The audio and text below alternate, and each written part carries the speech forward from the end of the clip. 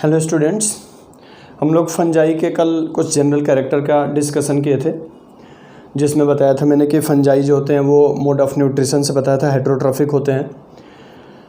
Heterotrophic में कुछ parasites होते हैं, कुछ सेप्रोफाइट्स होते हैं and some are symbiotic in nature. इसके अलावा बताया था मैंने कि फंजाई जनरली पैरासाइट्स अगर होते हैं तो या तो फैकल्टेटिव होते हैं या तो ऑब्लिगेट होते हैं। सेप्रोफाइट भी या तो फैकल्टेटिव या ऑब्लिगेट होते हैं। फंजाई दो तरह के मिलेंगे एज ए मतलब सेप्रोफिटिक या parasitic nature, not saprophytic, parasitic nature में। कुछ फंजाई ऐसे होते हैं जो एक सिंगल होस्ट पे अपनी लाइफ साइकिल कंप्लीट कर लेते हैं, उसको हम बोलते हैं monogenetic. Monogenetic in the sense that monogenetic parasite इसको बोलते हैं। They complete their life cycle on single host, एक सिंगल होस्ट में ही अपनी पूरी लाइफ साइकिल कंप्लीट कर लेते हैं, उसको बोलते हैं मोनोजेनेटिक पैरासाइट। कुछ ऐसे मिलेंगे जो दो अल्टरनेट होस्ट में अपनी लाइफ साइकिल कंप्लीट करते हैं, उनको बोलते हैं डाइजेनेटिक पैरासाइट। या the fungi that complete their life cycle in two alternate host is called digenetic. जैसे पक्सिनिया हो गए, पक्सिनिया क्या है? मोनोजेनेटिक है। पक्सिनिया ग्रेमिनिस, इनको दो होस्ट की ज़रूरत पड़ती है। जब हम पढ़ाएंगे इसकी लाइफ साइकिल तो बताएंगे। एक होता है प्राइमरी होस्ट जिसको बोलते हैं व्हीट, और दूसरा अल्टरनेट या सेकेंडरी होस्ट जो चाहिए इसको वो बारबेरी लीफ चाहिए। मोनोजेनेटिक पैरासाइट में आ जाएगा एल्ब्यूगो या सिस्टोपस, जो white rust of crucifer cause करता है। सरसों में एक डिजीज कॉज करता है जिसको व्हाइट रस्ट कहते हैं। तो पैरासाइट के आधार पर भी दो तरह के हो जाते हैं, जैसे ऑब्लिगेट फैकल्टेटिव तो बताए ही थे। इसके अलावा मोनोजेनेटिक जो एक ही होस्ट में अपनी पूरी लाइफ साइकिल गुजार देगा, दूसरा डाइजेनेटिक जो दो अल्टरनेट होस्ट चाहिए। ध्यान रहे, जब भी ये होस्ट की बॉडी में जब पेनिट्रेट करते हैं कोई भी फंजाई, बताया था मैंने, तो जो फंगल माइसीलियम होती है वो एंजाइम रिलीज करती है, और एंजाइम रिलीज करके वो माइसीलिया यहाँ पे पेनिट्रेट करके और आकर के अंदर यहाँ पे फैल जाती है इस तरह से, और इसके ऊपर इस तरह से फैलना शुरू करती है ये फंजाई। फिर से ये इस तरह से फैलते हैं। तो इस तरह से वो स्ट्रक्चर जो होस्ट की बॉडी से फूड को सक करने का काम या एब्जॉर्ब करने का काम करता है, इसको बोलते हैं हाउस्टोरिया। तो ये फूड जो होस्ट से फूड लेते हैं जिस स्ट्रक्चर से, उस स्ट्रक्चर को बोलते हैं हाउस्टोरिया। ये सक्टोरियल मोड का होता है। सक्टोरियल इन द सेंस दैट सक फूड फ्रॉम होस्ट बॉडी। ये ऊपर माइसीलियम होती है, इसकी माइसीलियम इसकी ग्रो कर जाती है। तो इस तरह से दो पैरासाइट हो जाते हैं, मोनोजेनेटिक और डाइजेनेटिक। इसके अलावा मैंने बताया था कल कि फंजाई ज़्यादातर जो फंजाई होते हैं वो सेप्रोफिटिक या डिकम्पोजर नेचर के होते हैं। कुछ ऐसे भी फंजाई मिलेंगे जो सेप्रोफिटिक नेचर के तो होते हैं, डिकम्पोजर होते ही हैं। जैसे डंग पे ग्रो करते हैं और फ्रूटिंग बॉडी डेवलप करते हैं, उनको कोप्रोफिलस फंजाई कहते हैं। Fungi grow on dung is called coprophilous fungi होते हैं। जैसे मशरूम हो गए, ग्रो ऑन डंग डंग के ऊपर ग्रो करता है, उनको कोप्रोफिलस फंजाई कहते हैं। तो ये मेन फंजाई के थे। इसके अलावा बताया था मैंने माइसीलियम फंजाई का, कि माइसीलियम जो होती है वो सेप्टेट और एसेप्टेट दोनों होती है। एसेप्टेट होती है तो मल्टीन्यूक्लिएट होती है, उसको सिनोसिटिक माइसीलियम कहते हैं। और जो सेप्टेट होती है उसमें दो तरह के सेप्टा होते हैं। एक सेप्टा जो होता है उसको बोलते हैं डोलियोपोर सेप्टम, और एक जो होता है वो होता है सिंपल पोर सेप्टम। सिंपल पोर सेप्टम होता है एस्कोमाइसिटीज में, और डोलियोपोर सेप्टम होता है बैसिडियोमाइसिटीज में। मैंने बताया था कल कि जो माइसीलिया होती है वो देखो कैसी होती है। माइसीलिया इसको बोलते हैं एसेप्टेट मल्टीन्यूक्लिएट। एक्चुअल में ड्यूरिंग कोर्स ऑफ इवोल्यूशन इसकी सेप्टा डिजॉल्व हो गई, और डिजॉल्व होकर के इस तरह से स्ट्रक्चर बना लेते हैं। अब ये क्या होते हैं? ये न्यूक्लियस हो गए इसके, तो इसको बोलते हैं एसेप्टेट मल्टी न्यूक्लियस। ये न्यूक्लियस है इसको बोलेंगे ये साइटोप्लाज्म हो गया। अभी इसका हम सेल स्ट्रक्चर बनाएंगे, एक साइटोप्लाज्म हो गया। इसको बोलेंगे एसेप्टेट मल्टी न्यूक्लिएट। इसी को हम अनदर लैंग्वेज में क्या बोलते हैं? सिटिक माइसीलियम बोलते हैं। और दूसरी जो होती है वो सेप्टेट होती है। तो सेप्टेट में दो तरह के हो जाते हैं। एक सेप्टा बताया था मैंने ऐसे मैं बना देता हूँ सेप्टेट को, इस तरह से कम स्पेस में हो जाएगा। ये सेप्टा होते हैं इसके, ठीक है। इसको सिंपल पोर सेप्टा बोलते हैं। सिंपल पोर होते हैं, ये एक एक न्यूक्लियस हो गया, ये सिंगल सेल हो गए, तो इसको बोलेंगे हम सेप्टा। यहाँ लिख देता हूँ मैं, इसको बोलेंगे सेप्टा, ठीक है। इसको सिंपल पोर सेप्टा बोलेंगे, सिंपल पोर सेप्टा, ठीक है। सिंपल पोर बोलेंगे, ये न्यूक्लियस हो जाएगा इसका। दूसरा बताया था मैंने, ये पाया जाता है किस में, एस्कोमाइसिटीज में, एस्कोमाइसिटीज में। और ये पाया जाता है किस में, फाइकोमाइसिटीज में, फाइकोमाइसिटीज में।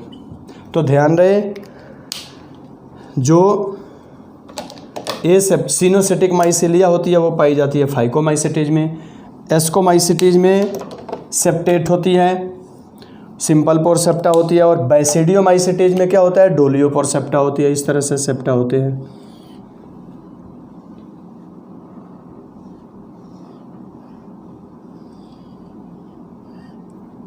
ये इस तरह से सेप्टा बनते हैं इसमें, इसको डोलियोपोर सेप्टा बोलते हैं।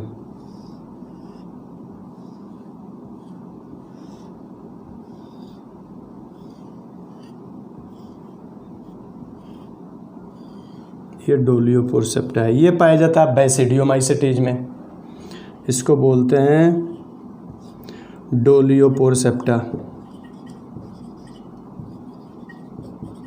ठीक है। ये पाया जाता है किसमें, बैसिडियोमाइसिटीज में। तो इस तरह से 3 फंजाई के 3 ग्रुप में 3 अलग अलग तरह की माइसेलियम होती है। फाइकोमाइसिटीज में सिनोसिटिक माइसेलियम होती है, एस्कोमाइसिटीज में सेप्टेट माइसेलिया होती है, यूनिन्यूक्लिएट होती है, ये मल्टीन्यूक्लिएट होती है। ध्यान रहे, क्योंकि इसके साइटोप्लाज्म इस तरह से न्यूक्लियस में मिक्स हो जाते हैं, ठीक है। इसके बाद ये पाई जाती है एस्कोमाइसिटीज में सिंपल पोर सेप्टा, और डोलियोपोर सेप्टा पाई जाती है बैसिडियोमाइसिटीज में। ध्यान रहे, इस सेप्टल पोर से सिर्फ और सिर्फ फूड और साइटोप्लाज्म का ट्रांसपोर्टेशन होता है, न्यूक्लियस ट्रांसफ़र नहीं होती है। कई बार क्या हो जाता है कि ड्यूरिंग अनफेवरेबल कंडीशन, जब अनफेवरेबल या कहीं अगर कोई एक डैमेज हो गया, वहाँ से निकलना शुरू हो गया इसके साइटोप्लाज्म, उस कंडीशन में ये जो पोर होते हैं वो एक प्रकार की बॉडीज या अनफेवरेबल कंडीशन में एक प्रकार की बॉडी से पैक्ड हो जाते हैं या क्लम्पिंग हो जाती है। इस पैकिंग मटेरियल को बोलते हैं ओरोनिन बॉडी, ओरोनिन बॉडीज बोलते हैं इसको, ठीक है। बीच की चैनल को बोलते हैं प्लाज्मोडेस्मेटा, जो बीच में चैनल बनती है, ये चैनल बनेगी, इस चैनल को बोलेंगे प्लाज्मोडेस्मेटा। इसमें भी ओरोनिन बॉडी आकर के डिपॉजिट हो जाती है। तो ध्यान दें, इसमें अनफेवरेबल कंडीशन में ये ओरोनिन बॉडीज बनती है। अब हम अगर एक सिंगल सेल को निकाल के देखें, एक चीज़ और भी होता है, एक तो हो गया फाइकोमाइसिटीज, सिनोसिटिक, एस्कोमाइसिटीज, सेप्टेट और simple pore septa, basidiomycetes, septate, dolipore septa, deuteromycetes में दोनों की तरह की सेप्टा होती है। 4 क्लास है फंजाई की, फाइको, एस्को, बैसिडियो, ड्यूट्रो, 4 क्लास में फंजाई को बांटा गया है। तो इसमें जो ड्यूट्रोमाइसिटीज होती है उसमें सिंपल पोर भी होता है और डोलियोपोर भी होता है। अलग इसलिए किया गया क्योंकि उसमें सेक्सुअल रिप्रोडक्शन डिस्कवर्ड नहीं है, इसलिए उसको फंजाई इम्परफेक्टाई बोलते हैं ड्यूट्रोमाइसिटीज को। जिस दिन ड्यूट्रोमाइसिटीज में सेक्सुअल रिप्रोडक्शन डिस्कवर्ड हो गया, उस दिन उसके कुछ मेंबर को एस्कोमाइसिटीज में शिफ्ट कर दिया जाएगा, कुछ मेंबर को बैसिडियोमाइसिटीज में शिफ्ट कर दिया जाएगा, शिफ्ट हो जाएंगे वो। तो ये कंडीशंस होती है ड्यूट्रोमाइसिटीज की। ड्यूट्रोमाइसिटीज को फंजाई इम्परफेक्टाई बोलते हैं। उसमें दोनों तरह की सेप्टा होती है, कुछ में सिंपल पोर भी होती है और कुछ में डोलियोपोर भी होते हैं। तो ये था माइसेलियम का टाइप्स। इसके बाद अगर हम ये बता रहे थे कि अगर एक सिंगल सेल को निकाल कर देखें तो देखो कैसा दिखाई देगा। एक इसके सिंगल सेल अगर हम है, ये एक सिंगल सेल को हटाएं, मतलब जूम करें इसको, इस एक सेल को अगर बड़ा करके देखें तो देखो कैसा दिखाई देगा। इसको सेंटर में बनाएं तो नेमिंग करना ज़्यादा इजी होगा। एक सिंगल सेल को फंजाई को के अगर सिंगल सेल देखा जाए तो दिखाई कैसा देगा।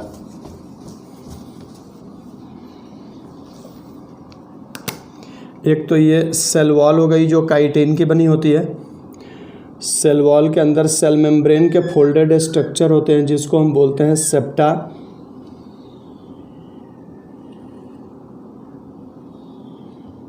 ये सेप्टा हो गए।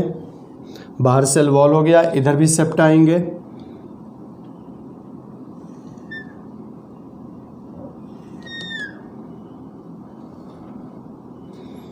इधर भी सेप्टा ऐसे ही आएगा।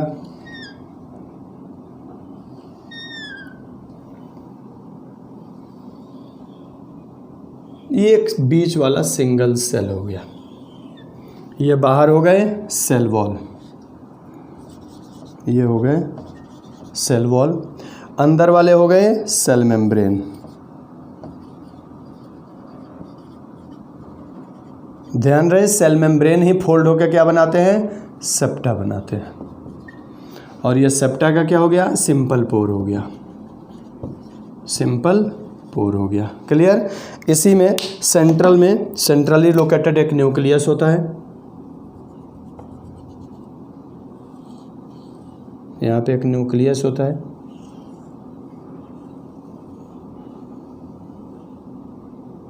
न्यूक्लियस के अंदर जो भी न्यूक्लियस का कंपोनेंट होते हैं, एक तो न्यूक्लियोलस होगा। न्यूक्लियोलस के अलावा क्रोमैटिन फाइबर होंगे जो डीएनए के कंडेंस्ड या क्वाइल्ड फॉर्म होते हैं डीएनए के, जिनको हम क्रोमैटिन फाइबर बोलते हैं। ये क्रोमैटिन फाइबर होते हैं, इसमें डीएनए का क्वाइल्ड फॉर्म होते हैं। ये क्रोमैटिन फाइबर हो गई। ये इसका आउटर मेम्ब्रेन ग्रो होकर के RER बनाता है। इसके अंदर रफ एंडोप्लाज्मिक रेटिकुलम होगा। कुछ स्मूथ एंडोप्लाज्मिक रेटिकुलम भी होते हैं। Rough endoplasmic reticulum in the sense that इनकी सरफेस पे राइबोसोम्स लगे रहते हैं जो इनको रफ बना देते हैं, इसलिए इनको RER बोलते हैं। रफ एंडोप्लाज्मिक रेटिकुलम होता है। कुछ माइटोकॉन्ड्रिया भी होते हैं इसी में, जो एनर्जी प्रोडक्शन का काम करते हैं। इसके अलावा इसमें गोल्जी अपरेटस भी होते हैं। गोल्जी अपरेटस डिक्टियोसोम के रूप में रहते हैं। इसमें डिक्टियोसोम के रूप में गोल्जी अपरेटस होते हैं जिनको हम बोलते हैं डिक्टियोसोम। सेल वॉल जो बनी होती है वो किसकी बनी होती है, काइटिन की बनी होती है। सेल मेम्ब्रेन हमारे सेल मेम्ब्रेन की तरह होते हैं, खाली जगह बाकी साइटोप्लाज्म होता है। ये माइटोकॉन्ड्रिया हो गए एनर्जी प्रोडक्शन के लिए। इसके अलावा इनमें लाइसोसोम्स भी होते हैं। लाइसोसोम्स होते हैं जो कहीं भी जा कर के जिस होस्ट में पेनिट्रेट करना होता है तो यही लाइसोसोम एंजाइम रिलीज करते हैं, तो होस्ट सेल में पेनिट्रेशन करता है ये लाइसोसोम्स। ये हो गए RER। कुछ SER भी होती हैं।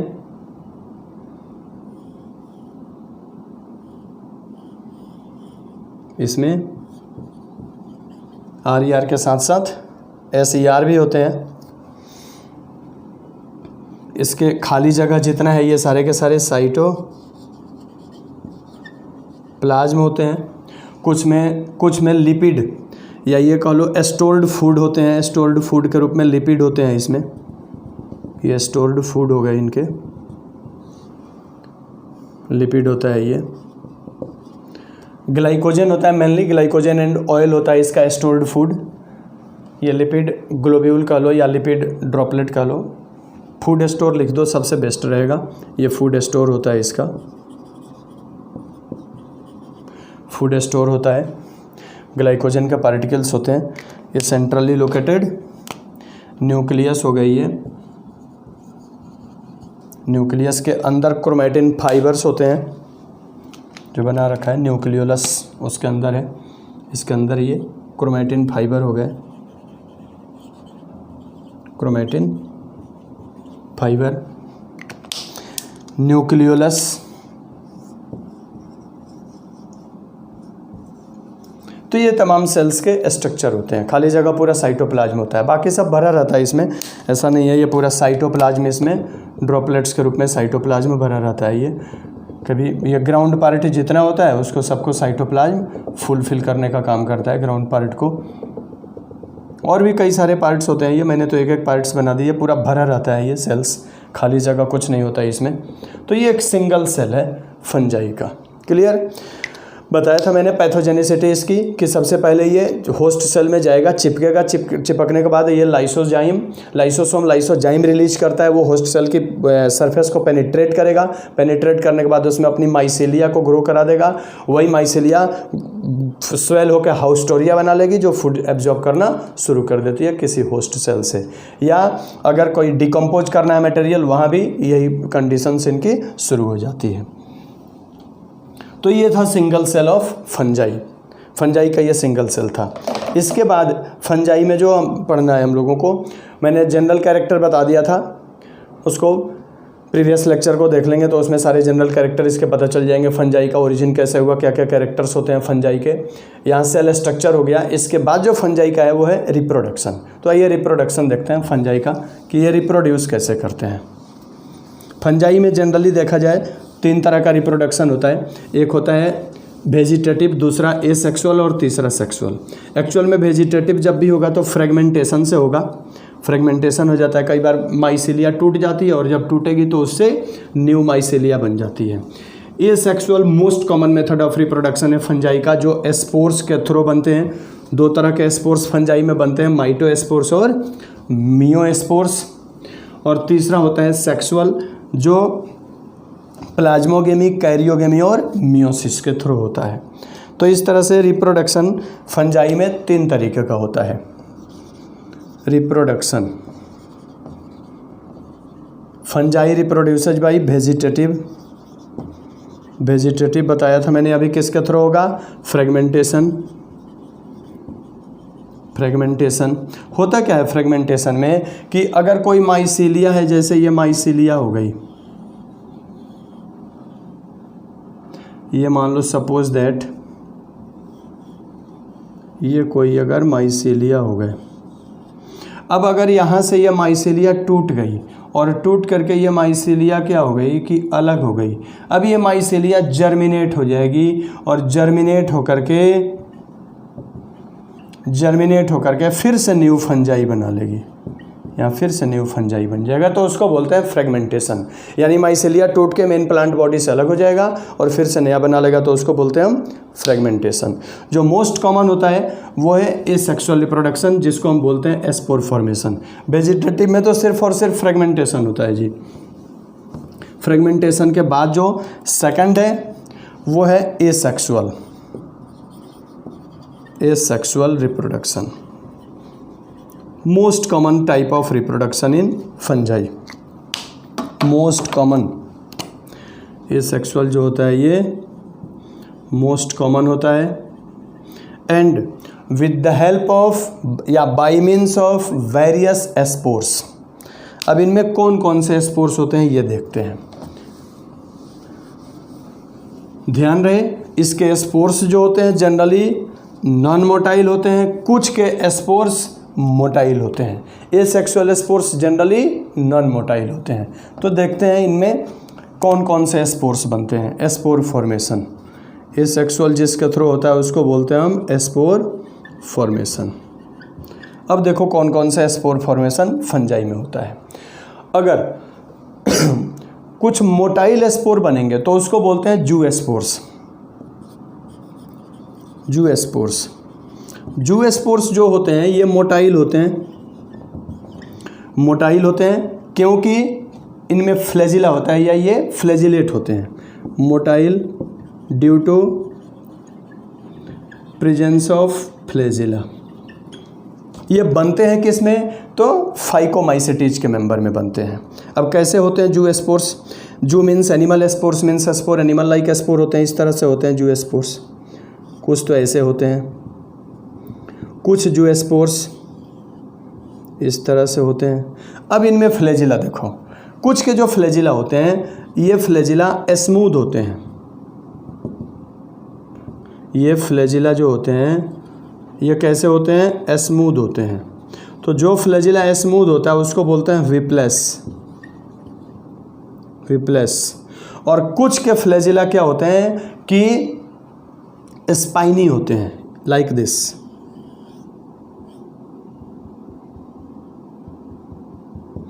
इस फ्लैजिला में छोटे छोटे स्पाइन्स लाइक स्ट्रक्चर होते हैं, चाहे इस तरह हो चाहे इस तरह से हो। इसको बोलते हैं हम स्पाइनी फ्लैजिला, और स्पाइनी फ्लैजिला को हम बोलते हैं टेंसिल,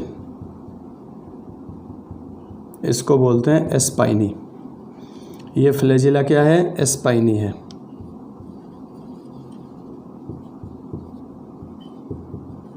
स्पाइनी फ्लैजिला को बोलते हैं टेंसिल, ठीक है। तो वो फ्लैजिला जिसमें या तो दोनों स्मूथ हो या तो दोनों टेंसिल टाइप हो, दोनों विप्लेस हो, इस तरह के जूस्पोर को हम बोलते हैं आइसोकॉन्ट।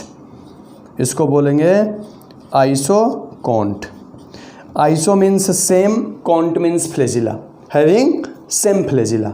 कुछ ऐसे होते हैं जिनमें दो अलग अलग फ्लैजिला होती है, उसको बोलते हैं हेट्रोकॉन्ट, लाइक दिस। एक फ्लैजिला जो होगा वो तो हो जाएगा टेंसिल और एक विप्लेस, या तो इस तरह से हो जाएंगे या तो इस तरह से हो जाएंगे। एक फ्लैजिला जो होगा वो क्या होगा, स्मूथ होगा, और एक टेंसिल होगा। यानी जैसे ये फ्लैजिला क्या हो गए तो टेंसिल हो गए, और ये दोनों फ्लैजिला क्या हो गए, स्मूथ हो गए या विप्लेस हो गए।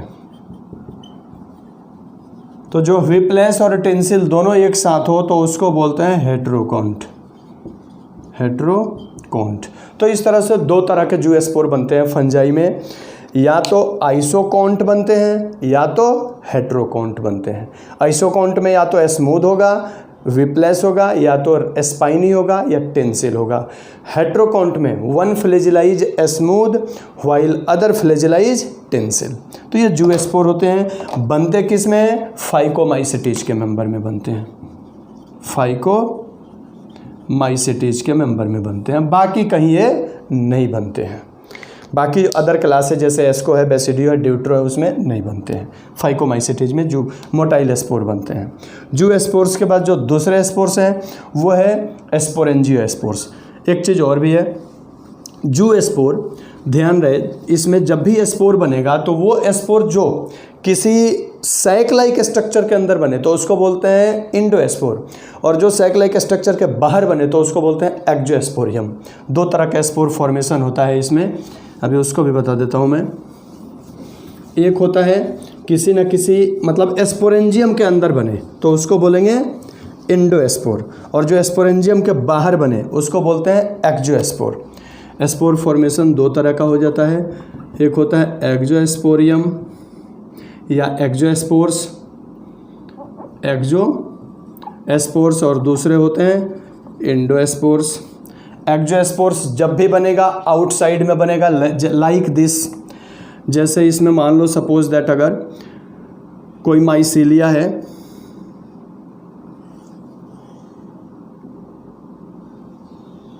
ये वाइडिया बनता है इस तरह से, ये एक स्पोर बन गया, ये स्पोर्स बन गया, ये स्पोर्स बन गया, तो इसको बोलेंगे हम एक्जोस्पोर्स। और अगर यही स्पोर्स किसी सैक लाइक स्ट्रक्चर के अंदर बन रहा है, इसके अंदर बन रहा है, तो इसको बोलेंगे एंडोस्पोर्स, इसको बोलेंगे स्पोरेंजियम। तो अगर स्पोर्स किसी सैक लाइक स्ट्रक्चर के अंदर बनता है, स्पोरेंजियम के अंदर बनेगा तो उसको बोलेंगे इंडोस्पोर, और अगर वो बाहर बनेगा, एक्सटर्नल में बनेगा, तो उसको बोलते हैं एक्जोस्पोर। एक्जोस्पोर्स एक एक बनते रहते हैं, रिलीज होते रहते हैं एयर में। इंडोस्पोर जब तक स्पोरेंजियम रप्चर नहीं होगा, ऊपर से ये फटेगा नहीं, पूरा टूट के हटेगा नहीं यहाँ पे, तब तक इसके स्पोर्स हवा में डिस्पर्स नहीं होंगे। तो ये थे जूस्पोर्स। एक्जोस्पोर, इंडोस्पोर। जूस्पोर्स जो होते हैं वो जनरली इंडोस्पोर्स होते हैं, एक्जोस्पोर्स नहीं होते हैं। सेकंड देख लो कौन है, सेकंड है एस्पोरेंजियोस्पोर्स। जैसे ये एस्पोरेंजियम है, इसके अंदर बनते हैं तो उसको बोलते हैं हम एस्पोरेंजियोस्पोर्स, फॉर्म्ड इनसाइड एस्पोरेंजियम। इसमें देखो क्या हो जाता है कि कुछ माइसीलियम जो होती है वो ग्रो हो जाती है और ग्रो हो करके अपने अंदर उसके जो सेल न्यूक्लियस होता है वो न्यूक्लियस मल्टी न्यूक्लिएट डिवीज़न करता है और मल्टी न्यूक्लिएट डिवीज़न करके कई सारे एस्पोर्स बना लेता है। इस तरह से हो जाती है। तो इस तरह के एस्पोर्स को हम बोलते हैं एक्जोस्पोरियम। ये इस तरह से बनेगा, ये एस्पोरेंजियोस्पोर्स है। ये एस्पोरेंजियोस्पोर्स है, इसको बोलेंगे एस्पोरेंजियम, एस्पोरेंजियम। और इसके अंदर के स्पोर्स को बोलते हैं एस्पोरेंजियोस्पोर्स, एस्पोरेंजियोस्पोर्स। इसको एस्पोरेंजियोफोर बोलेंगे, एस्पोरेंजियोफोर। और ये है माइसीलियम। ये पूरे के पूरे स्ट्रक्चर को बोलते हैं माइसीलियम। तो ये इस तरह से जो स्पोर्स बनते हैं उसको बोलते हैं एस्पोरेंजियोस्पोर्स। क्लियर? अब देखो जूस्पोर्स हो गए, एस्पोरेंजियोस्पोर्स हो गए। अभी एक बताया था मैंने वाइडिया, अभी बताया था वाइडिया, वाइडिया। इसमें देखो क्या होता है, जो टिप ऑफ माइसीलियम होती है, अभी बनाया था मैंने, वो ग्रो हो करके और उसमें से, यहाँ मैं बना देता हूँ, इसमें क्या होगा वाइडिया में, किस तरह से टिप ऑफ माइसीलियम जो होती है, यहाँ भी बनता है हालांकि ये वाइडिया, यहाँ भी बनेगा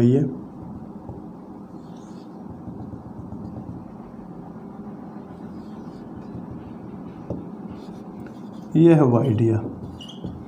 तो ये वाइडिया बनता है। Tip of mycelium food store कर करके टूट टूट के अलग होते जाती है, इसी को बोलते हैं वाइडिया। ये हवा में जहाँ गिरेगा वहाँ जर्मिनेट होकर नया बनाएगा।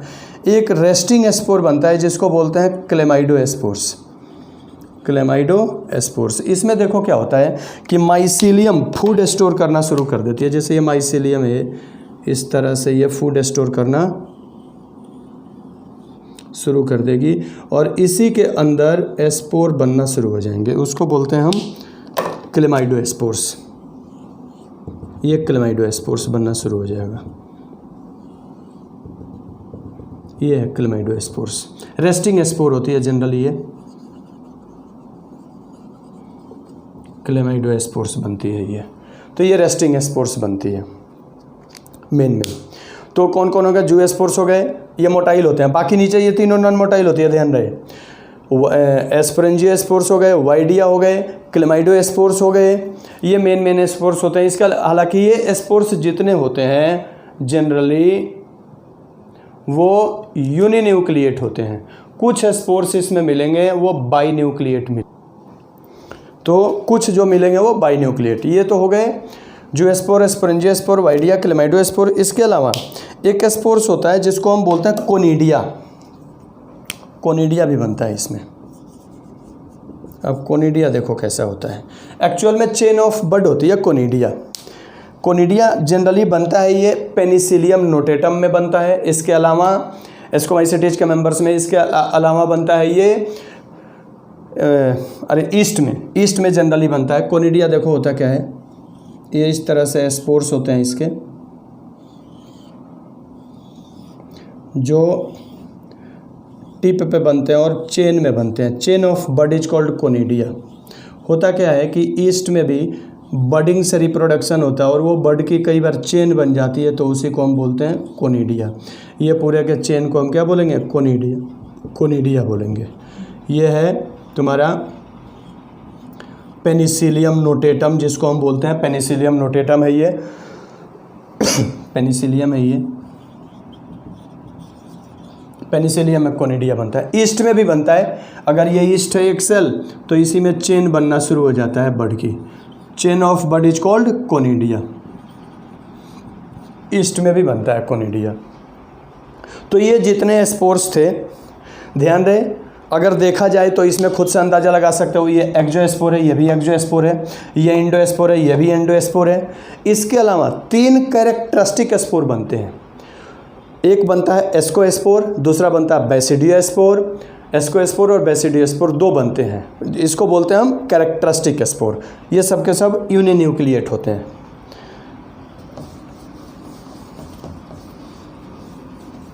कैरेक्टरिस्टिक स्पोर्स के रूप में एस्कोस्पोर्स और बेसिडियोस्पोर्स बनते हैं। एस्कोस्पोर्स देखो कैसा होता है। एस्कोस्पोर्स जनरली जो होता है वो जनरली नहीं, एस्कोस्पोर्स एंडोजिनसली बनता है, जबकि बेसिडियोस्पोर्स एक्सोजिनसली बनता है। ये इस तरह से एक सैक लाइक स्ट्रक्चर बनता है जिसको हम बोलते हैं एस्कस। इस एस्कस के अंदर छोटे छोटे स्पोर्स बनते हैं। जनरली एक एस्कस में 8 एस्कोस्पोर्स बनते हैं। एक एस्कस के अंदर 8 एस्कोस्पोर्स बनते हैं। कभी कभी रेयरली ये 4 एस्कोस्पोर्स भी बनते हैं, नहीं तो जनरली क्या होता है कि ये 8 एस्कोस्पोर्स बनते हैं। ये एस्कस हो गया और अंदर वाले ये एस्कोस्पोर्स हो गए। एस्कोस्पोर्स हो गए, ये बनते हैं एस्कोमाइसिटीज में। एस्कोमाइसिटीज में ऐसे ही बेसिडियोस्पोर बनते हैं, वो एक्सोजिनसली होता है। ये क्लब सेप्ड स्ट्रक्चर होता है जिसको बोलते हैं बेसिडियम। ये सैक लाइक होता है, इसीलिए तो इसको सैक फंजाई बोलते हैं।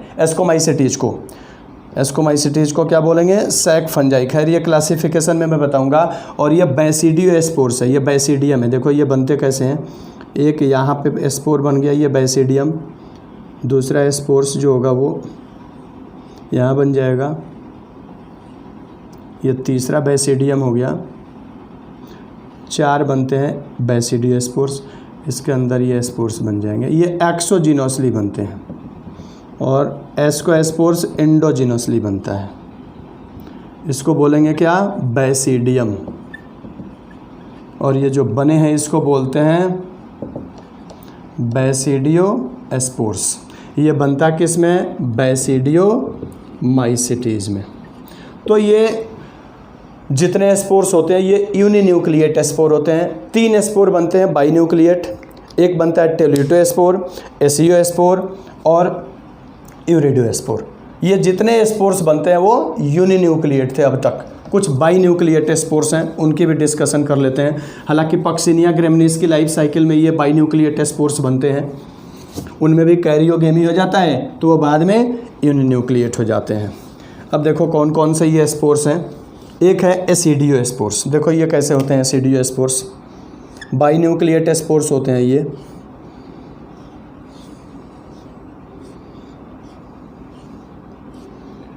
इस तरह से होते हैं।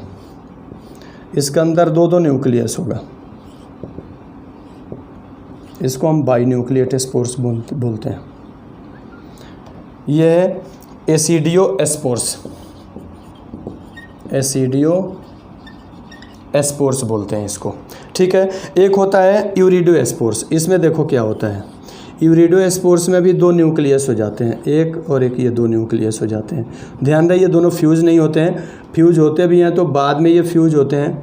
यूरिडोस्पोर्स बोलते हैं इसको। ये पक्सिनिया ग्रेमिनीज की लाइफ साइकिल में बनते हैं यूरिडोस्पोर्स। और एक बनते हैं वो है टेल्यूटोस्पोर्स। उसमें देखो क्या होता है, वो भी बाइन्यूक्लिएट ही बनते हैं। टेल्यूटोस्पोर्स भी बाइन्यूक्लिएट स्पोर्स होते हैं, इसको बोलते हैं टेल्यूटोस्पोर। तो ध्यान रहे फंजाई में 2 तरह के ये स्पोर्स हो गए, यूनिन्यूक्लिएट में हो गया जूस्पोर्स, एस्पोरेंजियोस्पोर्स, क्लेमाइडोस्पोर्स, वाइडिया, कोनिडिया। और बाइन्यूक्लिएट में हो गया एसिडियोस्पोर्स, यूरिडोस्पोर्स और टेल्यूटोस्पोर्स। ये थे एसेक्सुअल रिप्रोडक्शन। इसके बाद डिस्कस करेंगे नेक्स्ट लेक्चर में सेक्सुअल रिप्रोडक्शन की। ओके।